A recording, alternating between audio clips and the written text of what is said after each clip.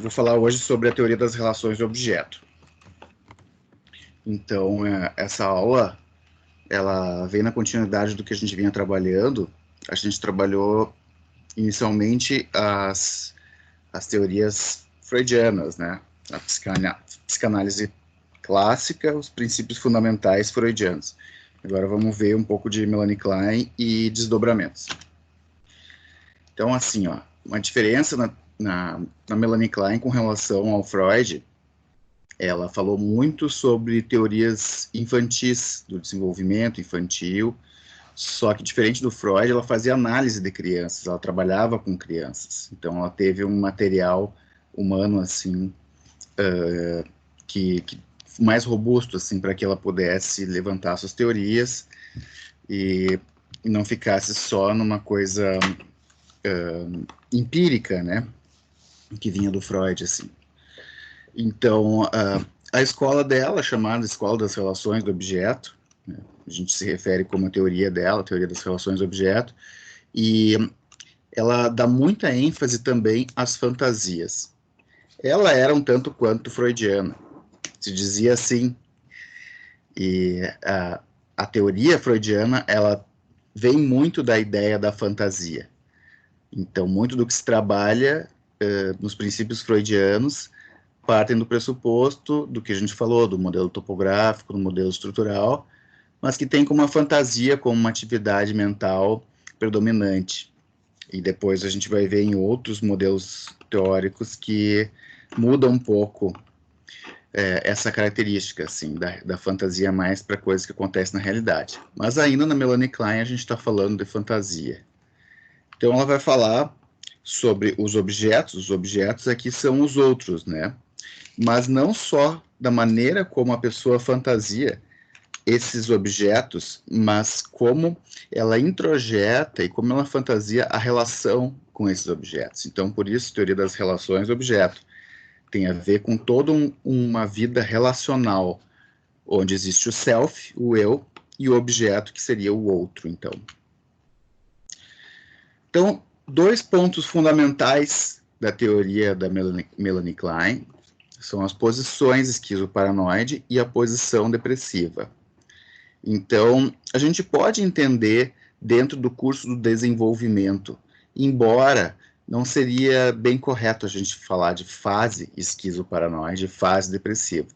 Por mais que no desenvolvimento a posição esquizoparanoide ela inicia, então, com o nascimento e ocupa o primeiro e segundo ano de vida, e a posição depressiva os próximos ali, mas a ideia de uma posição é que em determinados momentos da vida a gente pode regredir a essas posições, a posição depressiva ou a posição esquizoparanoide, como um movimento pendular, que não necessariamente se refere daí a uma fase. Por exemplo, quando a gente sofre um evento traumático, um assalto, né, é natural que a gente fique um tanto quanto esquizoparanoide por um tempo. E aí, nesse momento, a gente vai ter mecanismos de defesa e um comportamento semelhante ao da posição esquizoparanoide. Mas então, pensando na posição esquizoparanoide, na posição esquizoparanoide que acontece a projeção dos instintos de vida e de morte. Então, a ideia da pulsão, que a gente tinha falado antes, da pulsão e de vida são projetadas. E logo a gente vai esmiuçar um pouquinho isso, tá? É a partir da projeção da pulsão que surge o conceito do seio bom e do seio mau. Não é à toa que vem isso, que vem esse conceito. É a ideia de que a criança projeta a sua pulsão de vida, porque, por exemplo, ela está com fome, ela precisa, né, adquirir alimento, ela projeta na figura da mãe, ou melhor dizendo ali, eu falo se referindo ao seio, né, o conceito de seio, então, projeta como um seio bom.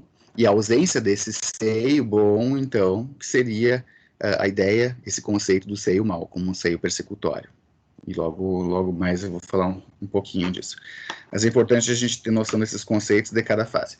Então, na posição esquizoparanoide, a ansiedade predominante é a ansiedade persecutória. É uma angústia de aniquilação. E isso é um tanto quanto freudiano, assim, que é a ansiedade mais primitiva que a gente tem, a angústia mais primitiva, que é da própria morte. Então, ela fica muito presente na posição esquizoparanoide. O principal mecanismo de defesa aqui é a cisão. A cisão, então, é a separação do objeto em duas características opostas, nas quais elas não são integradas. Então, o objeto ou ele é bom ou ele é mau, que é a ideia do seio bom e seio mau. Mas essa cisão também acontece no self. Então, o self esquizoparanoide também, ou ele é bom ou ele é mau. A pessoa está identificada ou com um aspecto ou com outro. Mas é difícil ter a integração das duas visões de si mesmo e dos outros. Então, por isso que a gente chama de objetos parciais, porque a pessoa vê o outro, mas ela se relaciona com esse outro como se esse outro só fosse bom ou só fosse mal. Então, vejam como a cisão aí, enfim, é o nome desse mecanismo, mas ela está aliada a várias outras coisas. A negação, a projeção, a identificação. Porque quando uma pessoa se relaciona com o outro como ele sendo somente bom, ela está negando a parte ruim. Então, também é uma negação.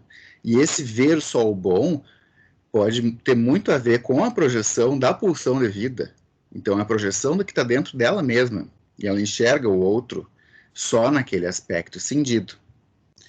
E, aliás, quando ela projeta esse aspecto bom, que pode ser idealizado, e aí vem a idealização, ela pode se ver no seu self também cindido como um self ruim. Então, esse mundo esquizoparanoide é um mundo cindido. É esquerda ou direita, é bom ou é ruim, certo? É fascista ou é comunista, não tem meio termo. Então, a ideia desse conceito, então, do seio bom e do seio mau, ela tem a ver, então, com o quê? A criança, pensando bem no desenvolvimento precoce dela, né? Vocês sabem que ali no primeiro mês de vida, ela mal abre os olhos, tem uma visão bem rudimentar, assim, ela vai desenvolvendo, está recém-desenvolvendo os primeiros contatos, assim, com o mundo externo, principalmente pela figura da mãe. Por isso se fala do seio, e não se fala da mãe boa e mãe ruim, com a ideia de que é uma parte mesmo, né, que se relaciona principalmente com o seio. Só para esclarecer, assim, tá?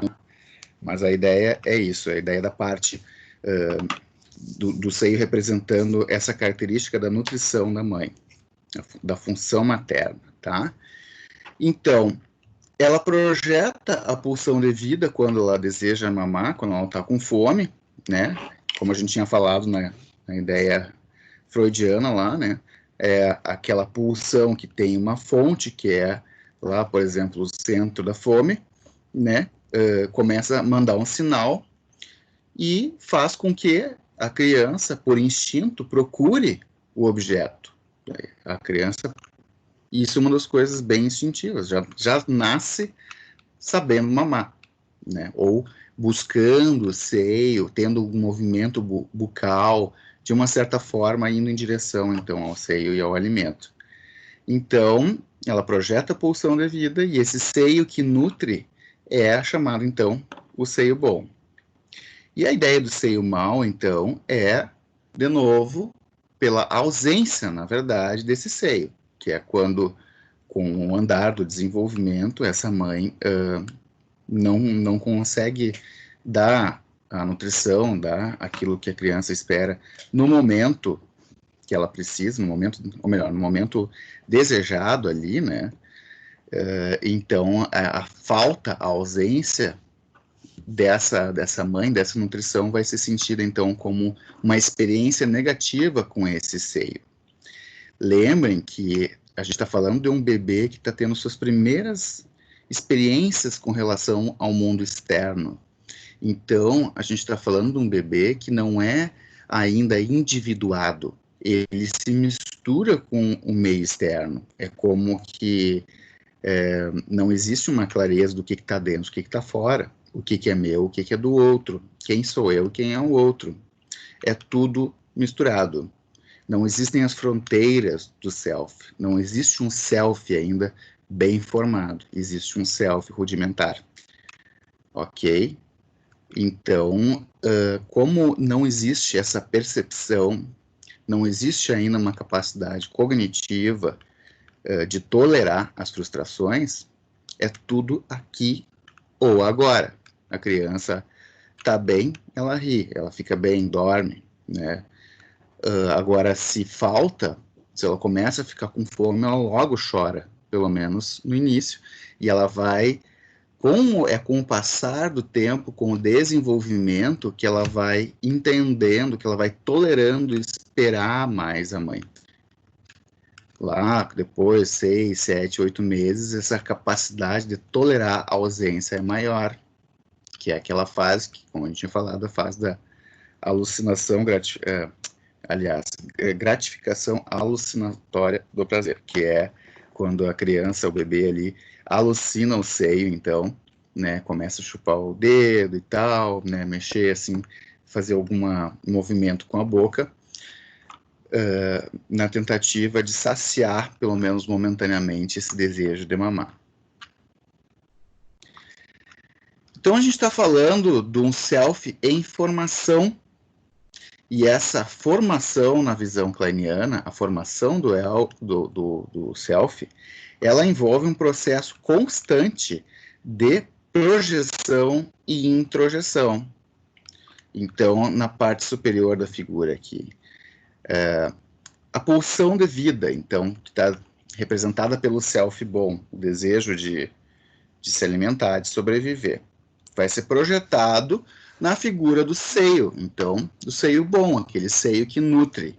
E quando a mãe vai lá, né, pega o bebê no colo, dá o seio, amamenta, olha no olho, faz carinho, aquele calor, todas aquelas experiências maternas, maternais, que não é só o sugar o leite, não é só a nutrição física concreta, aliás, isso é de menos nesse caso, a gente está falando de toda uma experiência sensorial que envolve também a nutrição, mas não é só isso, não é só do leite que a criança se alimenta ali. Ela vai absorvendo os aspectos do olhar, do cheiro da mãe, a maneira como a mãe fala, o tom de voz, todas essas experiências, então, elas vão ser introjetadas numa relação que se estabelece de um self com um objeto.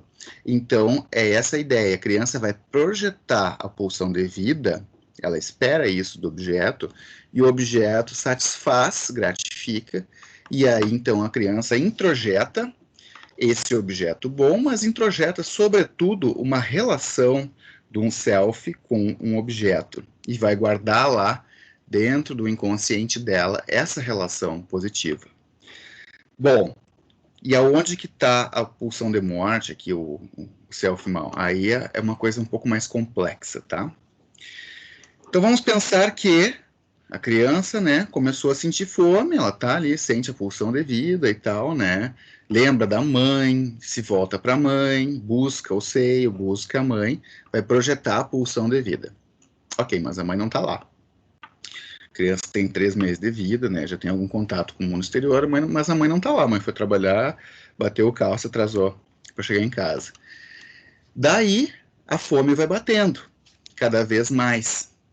E a criança, pela fome, porque em última análise, a fome leva à morte. Então, conforme essa fome vai aumentando, a necessidade de alimento vai aumentando, a criança começa a entrar em contato com a angústia de morte, com a ansiedade de aniquilação, certo? Ou seja, ela percebe, de uma certa forma, a pulsão de morte.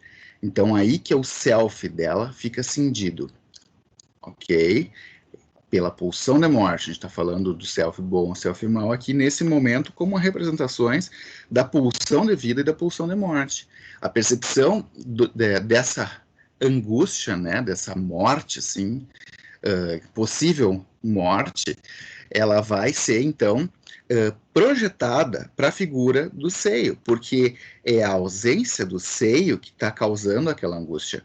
Não é que o seio é mau e está fazendo alguma coisa, mas é a ausência do seio que está provocando aquela angústia na criança. Então, toda essa angústia de morte, a raiva pela falta, né, essa intolerância da falta, a raiva do objeto, sobretudo pela falta do objeto, né, tudo isso representado pela pulsão de morte, vai ser projetado na figura do seio, imaginado aqui, porque a mãe não está ali, né?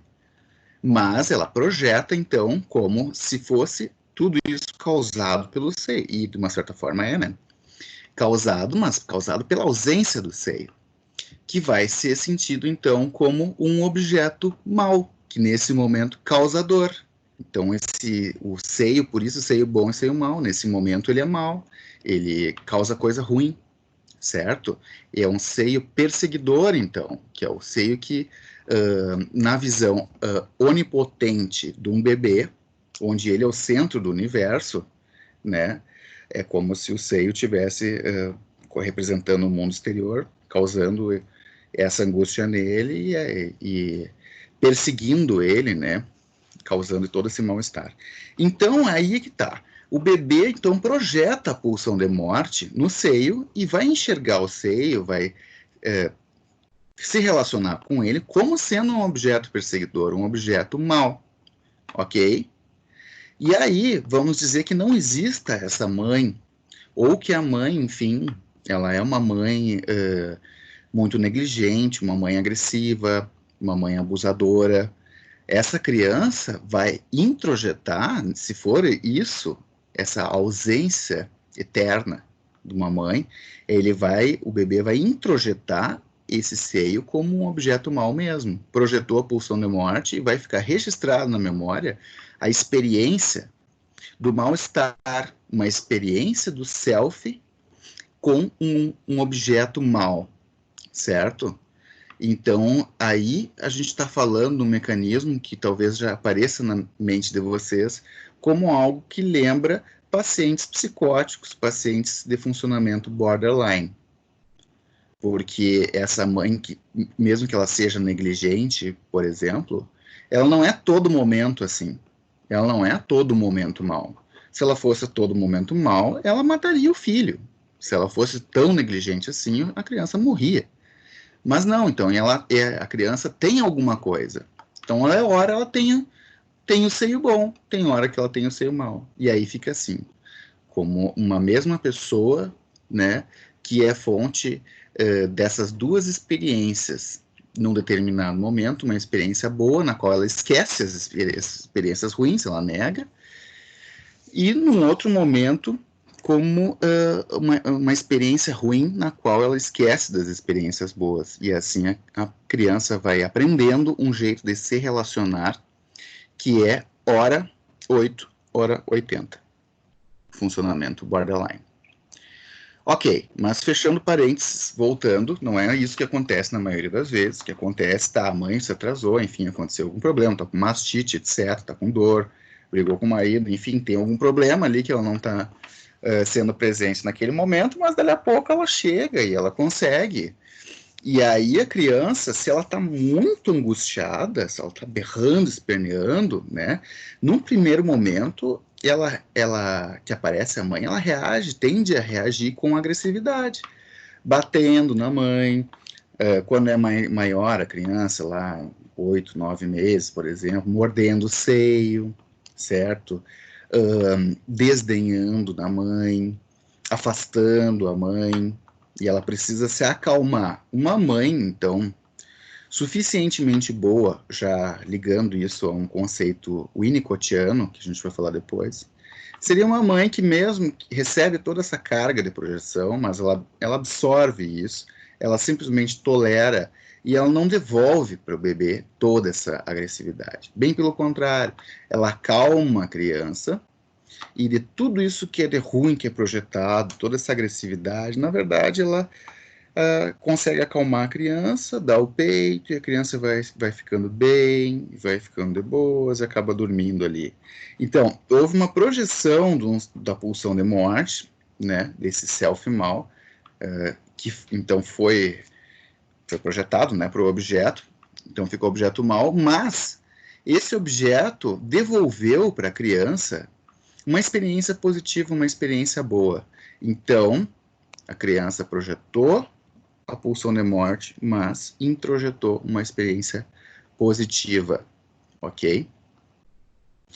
Quando isso acontece, então, um processo de integração gradual desse objeto. Com o passar do tempo, no caminho evolutivo lá, já indo em direção ao 2º ano de vida, esse bebê, agora uma criança, né, ele vai começando a entender que a mesma mãe, que é amorosa, querida, também é uma fonte de frustração em alguns momentos. E aí, com o tempo, vai tolerando isso. Mas aí a gente já está falando, já está indo em direção à posição depressiva. Mas eu queria pontuar umas coisas antes disso. Então vejam que existe esse splitting, essa cisão, que acontece tanto a nível de objeto quanto a nível de self.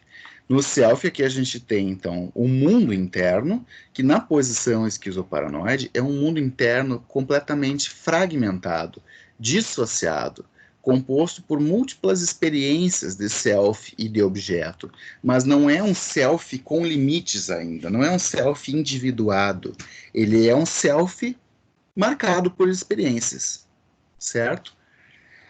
E o objeto aqui representa a realidade externa, o mundo exterior, ok?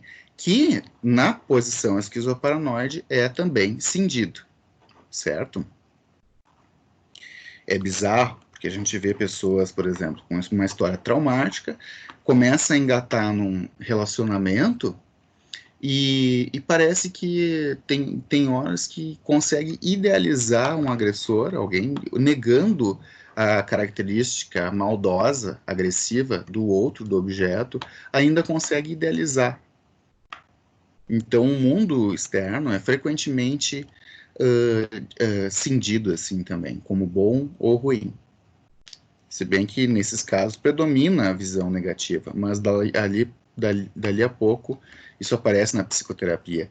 De repente, a pessoa acaba idealizando alguém que tu vê que a pessoa está se relacionando com alguém potencialmente abusador, assim, e está prestes a repetir uma experiência traumática. Então, na posição esquizoparanoide, não há uma separação entre o mundo interno e a realidade externa. É tudo fusionado, é tudo misturado, certo? Como experiências incompletas, parciais. Então, indo em direção ao 3º ano de vida, particularmente no 2º ano de vida, de 1 a 2 anos, né? No andar desse período, que a criança já está caminhando e tal, e indo em direção ao 3º ano de vida, vai acontecendo repetidamente da criança projetar, então, essas experiências negativas e introjetando experiências positivas. Então, aos poucos, ela vai integrando esse objeto.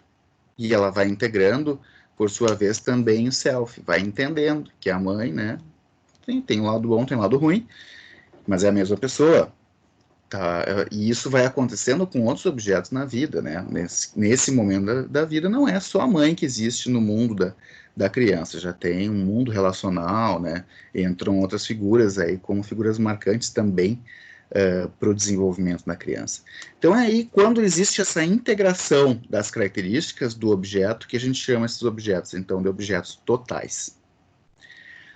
Nesse momento, o funcionamento ele é outro.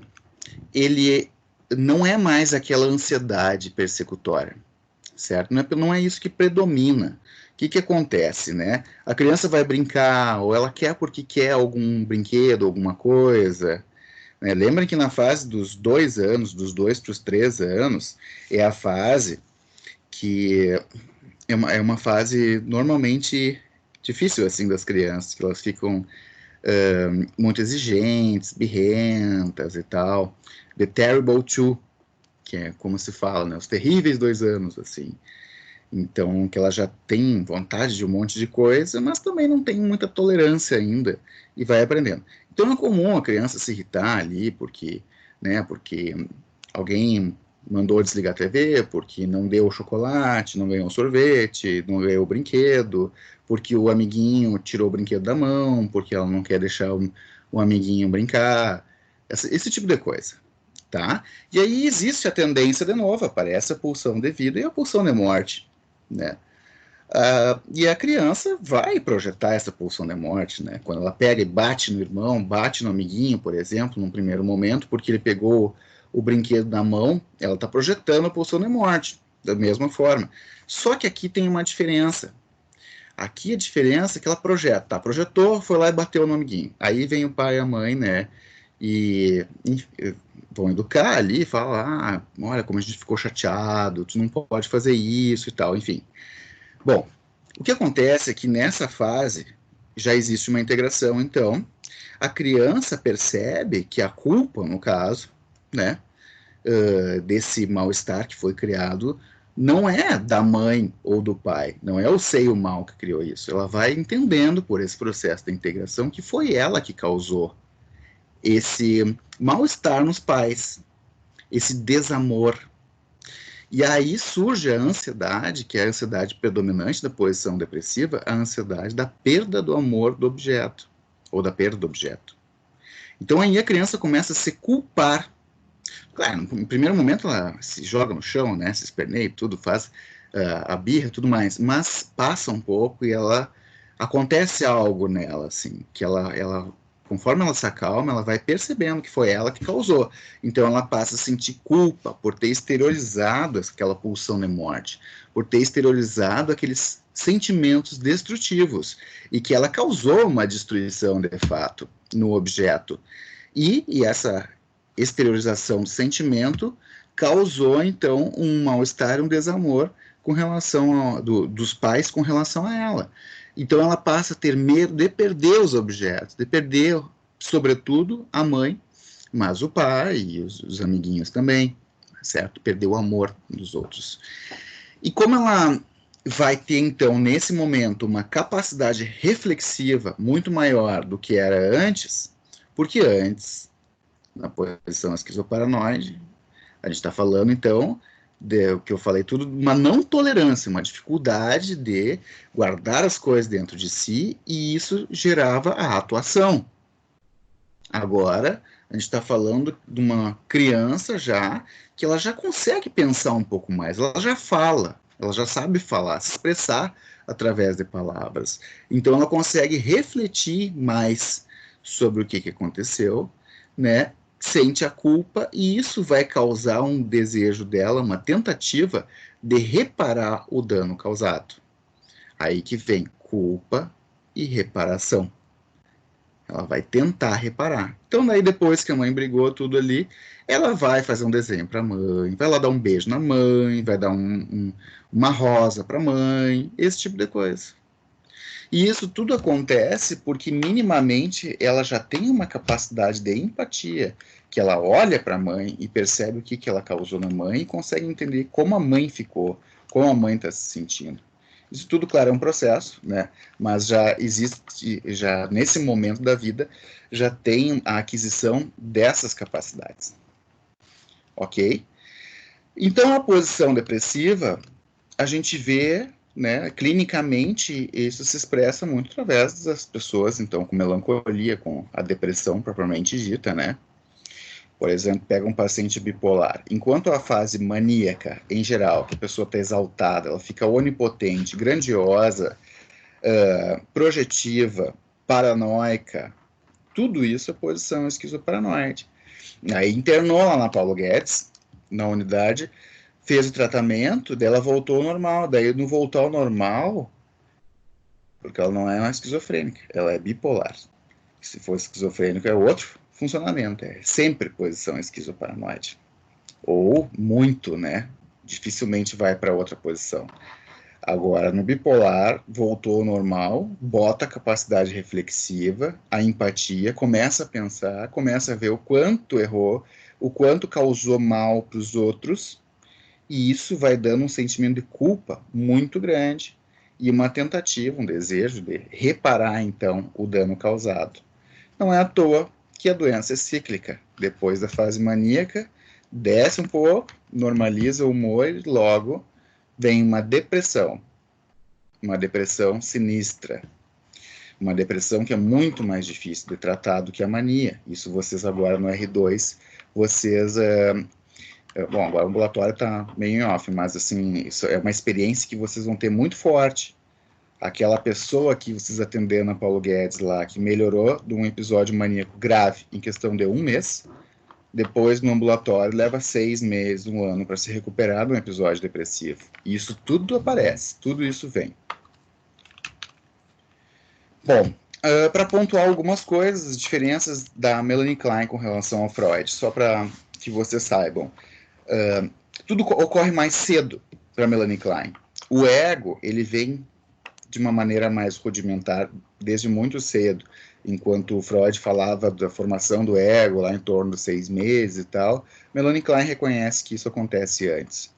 A formação do superego, na teoria freudiana, acontece junto com o complexo de Édipo, que é na fase lá em torno de 4, 5 anos, 6 anos de vida. Então, o superego é o herdeiro do complexo de Édipo, segundo Freud, né?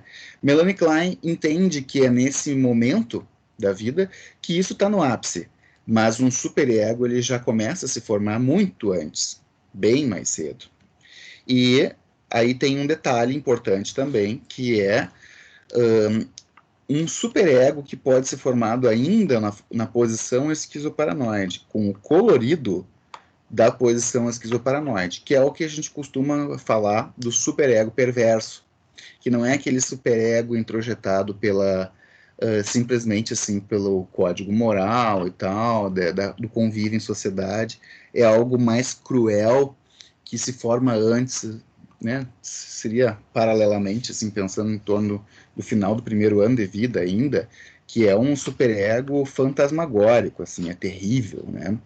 Que é algo, então, que aparece muito frequentemente na fantasia de pacientes esquizofrênicos, particularmente, que vivem, né, na posição esquizoparanoide. Aí pense um pouquinho mais agora, em termos psicodinâmicos, onde as coisas se misturam eixo 1 e eixo 2. O paciente que ele tem esquizofrenia, ok, tem um momento da vida que ele tem um surto, ele ganha o diagnóstico e é uma doença, né? E tem todos os processos biológicos que a gente sabe e tudo mais, né? E degeneração, etc. Mas, se a gente olhar para trás na vida desse paciente, normalmente a gente encontra uma personalidade prévia já esquizoide, paranoide, tanto que tem o contínuo que se fala, esquizoide, esquizotípica e esquizofrenia, que daria até para dizer que seriam formas mais sutis, ou talvez formas num estágio de evolução anterior ao desenvolvimento da doença, mas que estão lá como personalidade, certo? Então, claro que não dá para dizer que 100% das vezes é assim, mas isso é muito comum.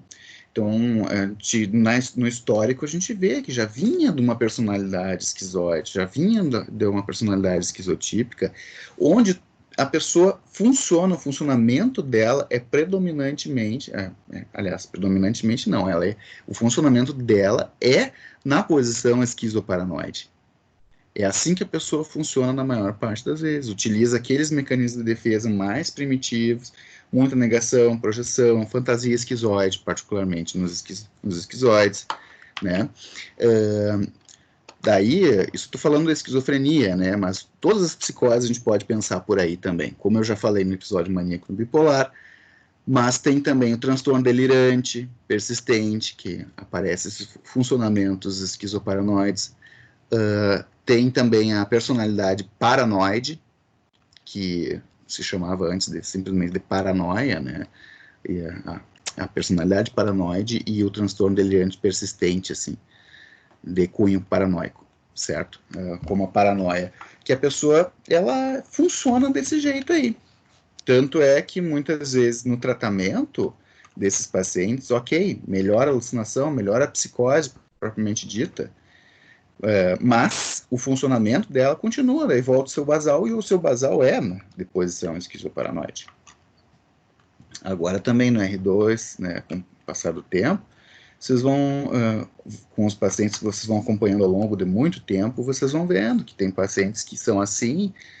Tu tratou, por exemplo, o surto do paciente esquizofrênico ali e tal, melhorou, vem nas consultas, faz tudo certinho, diz que está sempre bem, e 3 anos depois, que tu tem daí uma relação mais forte com ele, que daí ele te conta que ele sempre teve uma voz, e ele continua tendo, mesmo com o tratamento que tu deu, tudo mais, ele só não te falava, porque ele não confiava em ti.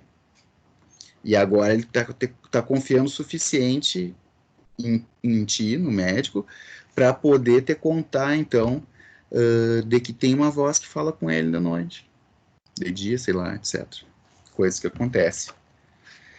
E aí tu fica assim, nossa, que legal, né? Que relação fantástica, que relação, né? Bem forte. Afinal, depois de tanto tempo, assim, né? O paciente conseguiu dizer e tal. E daí tu, numa outra sessão, tu tá mais leve e tal, e larga uma piadinha engraçada, de alguma coisa assim comum e tal, com um duplo sentido, e que, assim, inocentemente, né, sem mal nenhum, mas que aquilo não desceu para o paciente. E aquilo que tu disse fez ele interromper o tratamento, ele interrompe o tratamento contigo de anos e vai procurar outro médico, porque ele está paranoico contigo. Então, eu falei isso para dizer que a gente está falando de funcionamento de personalidade. A personalidade dessas pessoas funciona na posição esquizoparanoide. O que é diferente do transtorno de personalidade borderline, porque é borderline, circula entre a psicose e a neurose. A pessoa border, então, ela vai ter momentos que ela tem crises, que ela fica esquizoparanoide, pode ficar francamente psicótica por um momento breve, mas ela pode ficar assim, de uma maneira muito grave, e depois ela sai da posição esquizoparanoide e entra na posição depressiva. E ela percebe o que ela fez, ela se dá conta, ela quer mudar. Então ela circula entre a posição esquizoparanoide e a posição depressiva. Já pacientes neuróticos, e quando a gente fala de depressão, então daí unipolar particularmente, né, que não é à toa que muitas depressões unipolares são, então, recorrentes, a grande maioria das depressões, ela é recorrente, a pessoa pode ter um funcionamento, então, de posição depressiva. E são justamente esses mecanismos que, subjetivamente, com os acontecimentos da vida, vão alimentando aquela melancolia, aquela depressão no curso de vida. Bom, isso para ilustrar, né, rende um caldo, assim, vale a pena entrar mais a fundo, mas aí em questões específicas dos transtornos. Agora eu quero mostrar para vocês algumas outras coisas. Então, falando em Margaret Mahler. Margaret Mahler teve bastante influência da Melanie Klein, e ela traz, então, alguns conceitos que vêm a calhar aqui para entender essa parte do desenvolvimento, que tem a ver com a individuação, que é o processo, então, de como a pessoa, como aquele bebê, vai se tornar um indivíduo. Como é que se forma esse self, tá? Então, ela vai dizer que quando a gente nasce, existe um nascimento psicológico também, um desenvolvimento psicológico, que vai ter um desenvolvimento que, enfim, as coisas têm fases. A primeira dessas fases, grandes fases, seria o autismo normal, que, então, seria correspondente às 3, 4 primeiras semanas de vida, que ela vê isso como uma fase autística no sentido de que essa criança, então esse bebê, né, está num narcisismo absoluto. Tudo gira em torno dele, certo? Tá com fome, aparece a mãe, fez cocô na fralda, vem alguém troca. Ela não tem pouco ainda contato com o mundo exterior. A criança, nesse momento, ela quase só dorme. Ela dorme, né, acorda, faz cocô, ou melhor, dorme, acorda, mama, faz cocô e dorme de novo. dorme a grande maior parte do tempo, fica pouco tempo acordado, e fica numa coisa boa ali e tal, se tá tudo bem, fica numa coisa boa. Então, seria, então, análogo a uma onipotência absoluta, né? Tudo acontece por causa desse bebê, e é um estágio anobjetal ainda, ou seja, ainda não existem os objetos. É preciso ainda ter mais pulsão aí, né? Tem um pouco mais de desenvolvimento cognitivo, tudo mais, para que ela perceba os objetos e comece a projetar, certo? O outro é o outro, mas quando a gente está falando de objeto, ele está dentro da mente de cada um. É um processo psíquico que está dentro da pessoa, não do outro. Ok? A gente enxerga no outro aquilo que está dentro da gente. É essa que é a ideia do objeto. Bom, passou daquela fase do autismo normal, vem uma fase que é simbiótica, que é a simbiose normal, que vai em torno ali até o 5º, 6º mês. Que existe um sistema onipotente, então, da mãe e bebê, que é uma dupla inseparável. Não é o bebê só que é dependente da mãe aqui. Tentem tirar uma mãe nessa fase de perto do seu bebê, ela enlouquece. É uma loucura normal, bem dizer, e é algo totalmente instintivo, certo? Então, existe, é como que um sistema onipotente mãe e bebê. Lembra que a gente está falando, como Freud, né, na posição, na fase oral, Melanie Klein, posição esquizoparanoide. Como fase oral, é uma fase incorporativa, que a criança, ela está completamente dependente da sua mãe ali. Então, agora, vai fazendo sentido quando a gente fala de pessoas borderline, né? Que estão nessa fase oral, nesse sentido, assim, de completa dependência, circula nessa posição esquizoparanoide, às vezes vai um pouco mais para frente, um pouco mais para trás. Tá aí, o paciente esquizofrênico, como é que é? Se afinal de contas, posição esquizoparanoide, aqui a gente está falando de dependência, mas não é a mesma dependência que a gente vê, bem pelo contrário, a gente está falando de uma pessoa esquizoide. Parem e pensem nos pacientes que vocês atenderam lá na Paulo Guedes. Quem é a pessoa mais importante da vida do paciente? É a mãe, né? É a mãe.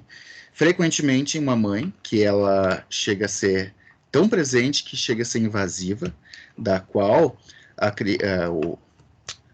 o paciente ali, ele ama, ele sabe que depende, mas ele nega a dependência, às vezes ele nem percebe a raiva que ele tem por ser dependente da sua própria mãe, por a mãe invadir o seu espaço, e ele também não conseguir sair muito daquilo, né? Ele pode negar, mas na verdade ele acaba sendo completamente dependente. Tem momentos que isso aparece.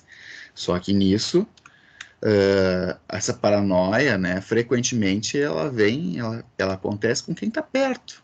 Então não é à toa que vem histórias aí, né, o paciente esquizofrênico projeta a raiva que tem na mãe para várias outras pessoas no mundo, mas às vezes ele chega a agredir a própria mãe, como casos que a gente já viu na PG ali, de agressão, de facada, coisas desse tipo, tá? Uma negação da dependência, uma raiva da própria dependência, mas fato que é dependente. Sem a mãe, o cara ou a mulher não sobrevive psiquicamente nesse mundo, né? Bom, depois, mais adiante, então, ali do 6º mês até os 3 anos, uma grande fase que é de separação e individuação, composta por subfases. Então, a primeira subfase seria de diferenciação, lá pelo 7º ao 10º mês de vida. Isso fica mais fácil quando se tem criança em casa, ou quando tu revisa o desenvolvimento nos livros de pediatria, por exemplo, onde tu vai vendo que nessa fase ali, né, a criança já está balbuciando algumas palavras, ela já brinca, ela já interage, ela ri, ela se comunica de alguma forma, né, e mais ou menos em torno do 9º mês de vida, acontece aquilo da pessoa, da criança se enxergar no espelho e saber que é ela, né, que é isso que é a diferenciação, ela começa a perceber que ela é um indivíduo separado do mundo externo, ok? E que ela tem coisas que são dela, que ela começa a ter os seus gostos gradativamente, né? Mas começa mais ou menos nessa fase. Então ela começa a se diferenciar. Já ali com 1 ano e pouco, que ela está já começando a caminhar, né, já está querendo até correr e tudo mais, entra uma fase que ela vai treinando a separação, que é a fase da brincadeira do esconde-esconde. A criança pega um lençol, bota na cabeça, diz, onde está o bebê? Aí o bebê tira o lençol, achou o bebê, aí se mata rindo. Aí faz isso inúmeras vezes, né? Se esconde na cortina, e tá junto com os pais, sai um pouco, olha para os pais e volta. Então vai e volta, vai e volta, vai e volta. Faz um treinamento dessa separação, né? De começar, né, a se ensaiar, assim, de ficar um pouco longe dos pais. E aí tem essa hora aí que os pais vão trabalhar e tudo mais, né? Mas aí, mais adiante ali, no 2º ano de vida, né, que é uma fase que volta essa questão da ansiedade de separação, dá uma piorada ali, que a criança, ela tenta se reaproximar mais. Então, essa ansiedade de separação, ela tem as características da dependência, que são mais precoces, mas o transtorno da ansiedade de separação acontece mais adiante, né, particularmente assim no desenvolvimento infantil. Então é a fase que ela se reaproxima e tal, né, tem mais dificuldade de deixar os pais irem trabalhar e tal.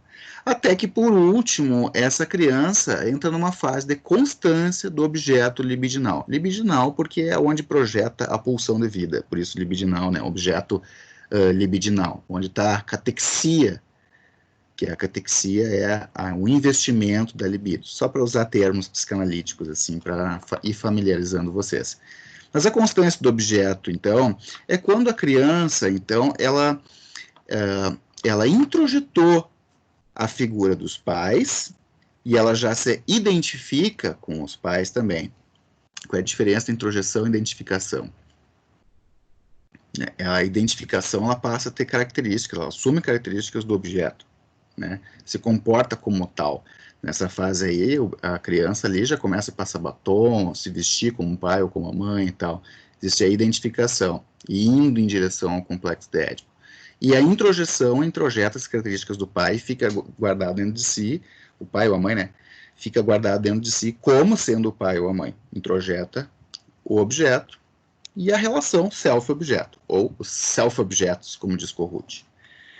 Tá? Então existe uma constância, aí a ideia da constância é que a criança entende que a mãe e o pai saem, vão trabalhar e depois eles voltam para casa. Eles não vão desaparecer da vida. Diferente da simbiose, que só existe se está na frente. Saiu de perto é como se deixasse de existir. Na fase, que é a posição esquizoparanoide, vem a angústia da aniquilação, do como eu não vou aguentar ficar sem um outro, não vou existir, eu vou ser aniquilado se não existe a minha mãe ou meu pai. No caso, se a gente levar isso para pacientes borderline, sem minha melhor amiga, meu melhor amigo, minha namorada, meu namorado, certo? Aí, pela essa característica de me fugiu o termo agora, deslocamento, que vai deslocando os objetos, que é os objetos na qual existe a catexia, né? Os objetos onde se investe a libido, eles vão mudando depois, conforme vai evoluindo na vida, né?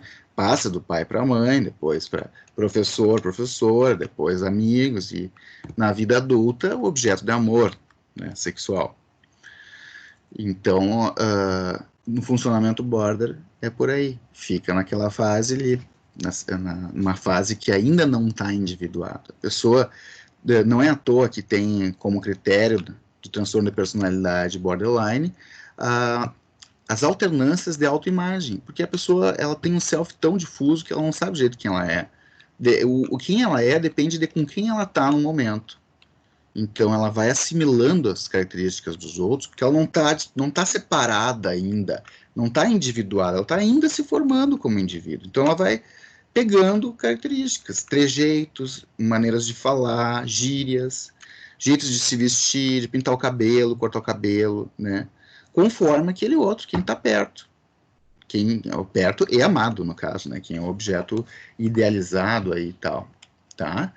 Mas só existe se tá junto. Saiu de perto, terminaram de se encontrar os dois pombinhos, os dois namorados, 5 minutos depois já tá rolando o WhatsApp. E aí, como é que tu tá? Onde é que tu tá? Que saudade que eu tô. A pessoa viajou, é mensagem o dia inteiro, noite inteira. Saiu, não disse onde foi, meu Deus. A pessoa se sente que é aniquilada. E aí, o que faz? Xinga, né? Até não poder mais, que é a projeção da pulsão de morte, está projetando para o outro, como o outro é o causador. É o outro que é ruim. Então, quando o outro é ruim, eu sou bom. Sou a vítima do abandono. Mas, na verdade, chama, né, esse namorado ou namorada, agride, chama de tudo que é nome, etc., né, projetando e tal. Isso tudo tem a ver, então, com uma falta também de constância do objeto. A pessoa precisa do outro para existir. Tá? Então, eu estou falando isso para tentar costurar esses conceitos, porque eles são termos diferentes, mas a gente está falando das mesmas fases, são olhares um pouco diferentes e tudo se complementa. Tá? Nós vamos ficar por aqui agora. Em outro momento, eu comento mais para vocês sobre Winnicott e Kohut, que daí já vai para outras teorias. Tá bem? Então, vou finalizar a aula por aqui.